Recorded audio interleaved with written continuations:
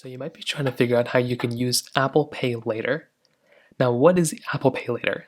Now, this is basically where if your credit card or debit card supports pay later options or paying in installments, you can go through and enable this pay later option so you can pay with installments.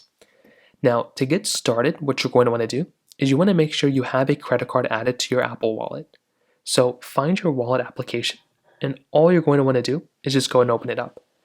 Now you're going to want to just see your card. You can also just add your card if you haven't already added it. So add your card, add that type of information, and that's the first thing I'd recommend doing. Now, the next thing Apple actually tells you basically just to make sure that your card supports Apple, just supports paying in installments.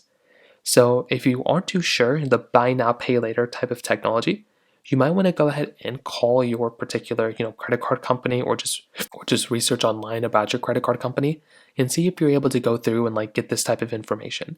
That is kind of one of the easiest ways to verify it. Now, when you've verified everything and your card supports it and everything like that, all you're going to have to do is go ahead and find a purchase online or through your credit card or whatever that you want to go and purchase. If you wanted to buy an Apple iPhone or something like that, you'd go inside of their website and purchase it. Now, on the checkout page, meaning when you're going to go through and actually buy that particular device, whatever it is, what you're going to want to do is there's going to be an option that allows you to go and pick your credit card and pick everything like that if you're paying with Apple Pay. And there's going to be an option that allows you right here to choose either pay in full or pay later. So if you want to pay in full, you can just go through normally as you would. But if you want to pay in installments, aka that pay later option, you want to tap right into this particular panel where it says 6 payments or whatever, and you want to choose pay later. So there it's going to allow you to choose now, like pay now or pay in installments and pay later.